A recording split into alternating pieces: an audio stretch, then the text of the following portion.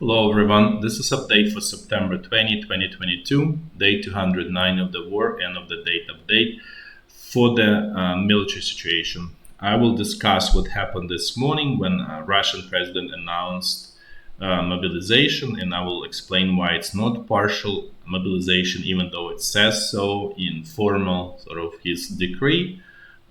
So let's just and before I jump in, just want to say I apologize for not delivering video yesterday. I was very sick, so I couldn't work. So finally, I feel better, so I can resume work.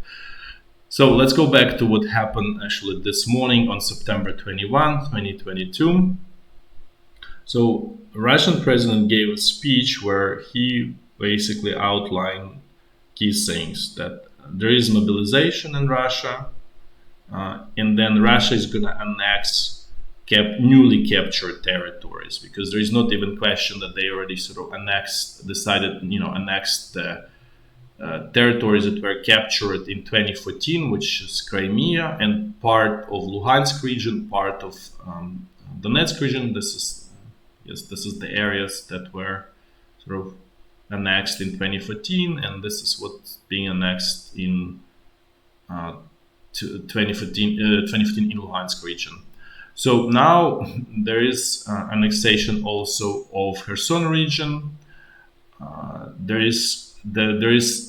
Zaporizhya region is under question, and the reason it's under question because the capital of the region, which is Zaporizhya city, the city is not being controlled by Russian troops. So it doesn't even pass sort of KGB like legal sort of rationalization basically. So but Kherson region passes that muster because Kherson, which is the regional capital, is controlled by Russian troops. So those referendums are going to happen between September 23 till September 27. We almost guaranteed that all of the results are going to be super positive. Russian sources already announced that they did the polling, public opinion polling, and between 80% in Kherson region to 90% in Luhansk and Donetsk region are already in favor of joining Russia. So in other words, annexation is basically being masked by this referendum, so basically being legalized in the view of sort of KGB, that sort of like formal legal sort of excuse to do that. It's obviously not going to be recognized by international. Well, I would say not the whole international community, because there is a lot of countries that indifferent or may support Russia in exchange for energy, but let's say by the West. But at the same time, the annexation of Estonia, Latvia, Lithuania was not recognized by the West in 1940, didn't prevent Soviet Union from controlling those countries till 1991. So that's let's say that's not a problem for Russia. So what is interesting is that so how does this mobilization decree may affect the population in these regions is that there's not even question that in those sort of old captured territories, which is this part of Luhansk region, this part of Donetsk region, they will be mobilized without a question. There was already mobilization, there is no problem about that. However, people in Kherson region, formally it says that they will not be mobilized unless they volunteer to do so. So basically it's a free will. Knowing how Soviet system works, because Russia is still Soviet system, Ukraine is still Soviet system, what really means that they will be forcibly mobilized, and almost guaranteed that that's probably going to happen in the Zaporizhya region here as well. So again, those people who live in Kherson, if you listen, you might be mobilized in Zaporizhya into the Russian army. So it's probably in your best interest not to sort of participate in that. So now let's actually switch to the sort of Russian side of like Russian society, how it affects Russian society. So in the decree, there was no the number of mobilized people is actually was kept secret. Then Russian Minister of Defense came out and said, okay, this is going to be 300,000 soldiers for now. Those who are like the first sort of line who is going to be mobilized are those who served in the army, those who served under the signed the contract in the past and obviously served in Russian army. Those are going to be like first layers that would be called. But the way it's going to really actually going to work and why it's not, as I said before, it's not partial mobilization. What this is really it's opening up a door to mobilization as needed, basically. It's kind of like a accordion mobilization. So, okay, you lost this 300,000. Okay, you need more. Okay, let's call more. And it will be happening layer by layer. So the first layer, the Russian military will try to get those people who are most capable, like pretty much ready right away. They don't need much training. Because they've served in the Russian army under the contract, and that's the difference between the conscript and the contract, right? So because I think that Russia still has this compulsory, conscription service anyway, it's compulsory. So everybody has to serve, with I think exception those who go like into higher education. But in any case, most of the population went through the conscription service. And so going back to this layers, the first layer will be those who actually served, signed the contract with the Russian army in the past, served, but decided not to extend the contract and just move to civilian life. So there will be sort of this first layer that will be sort of called upon. Then the second layer is going to be conscripts, and then non-conscripts. So this is how it's going to work, and where it stops will be sort of determined by the situation on the battlefield and how the war is going to happen. Going back to the situation with the decree and why it is just a tip of the iceberg. Russian parliament actually passed the law at the same time. This is kind of like we're two parallel processes, basically addressing all of these details about the full mobilization of the Russian society. So some of the key features is that relates to the economy. The most important one is then now basically Russian military can force civilian companies, enterprises to do military orders, to produce whatever is needed for the military. And not only that, but also the owner may be jailed. I don't know what the term is for how many years if they refuse to produce required goods. So that's where there is huge leverage now and then why I say that this is full-scale mobilization, because essentially at this point this really means that the entire Russian economy is in the hands of the top Russian leadership.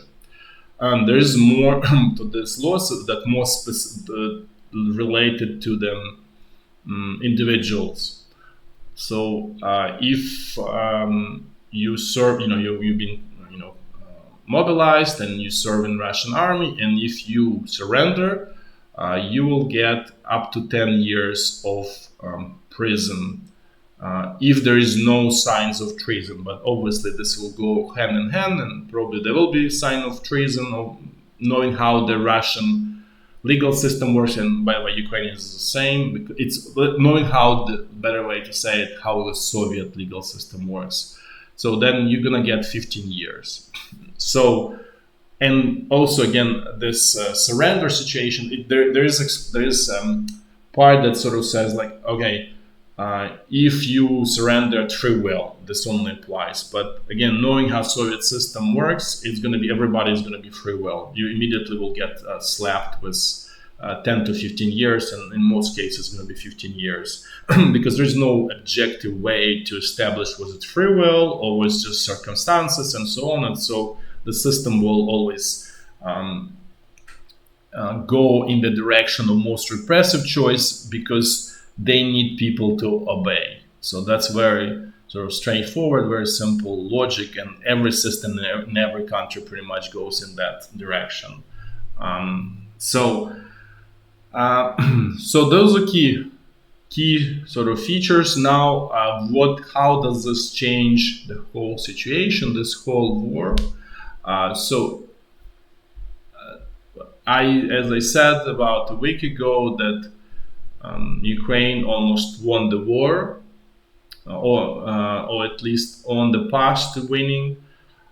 This changed 180 degrees right now. It's on the path of losing war. Yeah. And then going back, sort of why, and this is what I said, as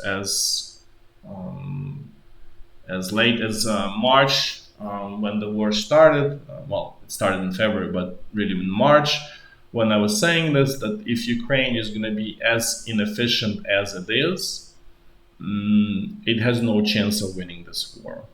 And this is going to be very challenging for Ukrainian society as a whole to really change, because Ukrainian leadership at all levels is absolutely incompetent and not capable of winning this kind of war of attrition, even though it is possible to win such a war. But for that, you need to be extremely efficient. And efficient means like using resources as efficiently, not wasteful. And by resources, I mean everything: human resources, production resources, energy resources, literally everything, right? Because now it becomes kind of like all-in total war for Ukraine, for sure, even more so than for Russia, because it's a smaller country. There is no other option. So that's again is going to be a challenge for Ukrainian society, how to basically change, and it's going to be as they're saying, sink or swim moment. Whether it will be able to do so remains to be seen. We'll see how it will end up. Another note that I want to mention, that essentially Russian leadership decided to close the door of negotiations by saying that referendum in Kherson region will close the door. This is going to be forever Russian territory, which is obviously not acceptable for Ukraine. And then going back to actually to this Kherson and Zaporizhya region, it's majority ethnically Ukrainian region, especially Kherson region. And generally, Zaporizhya region is also actually Zaporizhya itself is sort of more Russian ethnically, because there was a lot of Russian population that was also forcibly moved by the Soviet government during the industrialization of this whole area. So it's not like it's a natural process. It was all sort of engineered, basically, or forced by the Soviet government. But in any case, this is just kind of like a little bit like background on the ethnic situation in this regions. Now let's actually do a walk through the front line, really just sort of quick, because it's a little bit past news. So along the state border, things got a little bit less intense, a little bit less quieter, but the activities doesn't stop. Then let's look what's going on here in this North Luhansk front line. There's no, sort of at least known to us, further movement of Ukrainian troops from this small bridgehead in East Kupiansk. It remains more or less stable to our knowledge. Let's see what's going on here in this area of near Liman and Donetsk River. So if you remember, Ukrainian troops did attack on the 19th, but that attack apparently failed. So they did not manage to liberate Liman. So sort of everything returns to sort of status quo before the attack at this point. So no changes here. Now this is high level again. This is from September 15. We just to get a feel of this whole section of the front line. So this is the area where Ukrainian command is trying to find sort of to breach the Russian defenses, and very clearly that Ukrainian troops probably will move towards Kreminna and Svatove and then Starobitsk, so with the idea of liberating this North Luhansk region here. Now let's move actually to North Donbass section of the front line. So the situation here is in a way sort of interesting. So Ukrainian troops apparently are on the verge of breaking Russian front line in this area where I'm showing around the Spirne here, and with one sort of axis going to this Verkhnya Kamenka, which is also means Luhansk oil refinery here. Well, a little bit yeah, it's here actually. So here, and then actually Ukrainian troops managed to apparently breach Russian defensive lines and even reach village of Berestove. Even there were reports that it was kept, sort of liberated. Don't have confirmation for that or enough of confirmation, so I kind of keep it for now the way it is. But this section of the front line for the Russian side is really threatened. And then what happens as a result of that Russian command is pulling these Wagner mercenaries from their attacks in Bakhmut and south of Bakhmut, if you remember. They've been pulled actually here to plug the hole around Berestove, essentially, at this point. So that's another kind of like gives you an idea why everything is so difficult the way it is for Russia, for Russian command. They were forced to do this mobilization and everything, because otherwise they cannot win this war. Russian troops continued their attacks in Soledar without much success. The same is true in Bakhmut. And let's actually look at this southern section. So again, part of this Wagner mercenaries were pulled up north to this Berestove to defend this Berestove. They're still doing sort of their attacks here in this whole southern section of North Donbass front line, but I think these attacks will subside as part of the forces are being pulled there.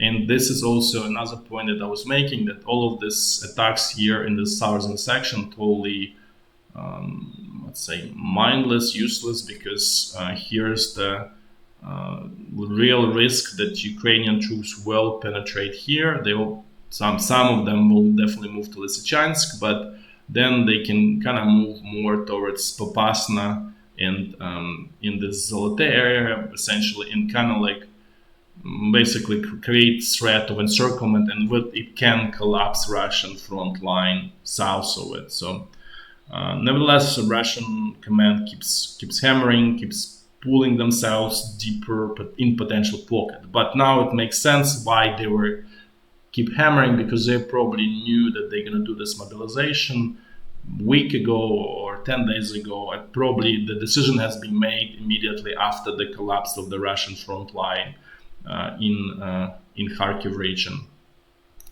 Now let's move again more south. Let's see what's going on in the central Donbass section of the front line. So here, Russian attacks can actually renewed. It's probably on the heels of this decision.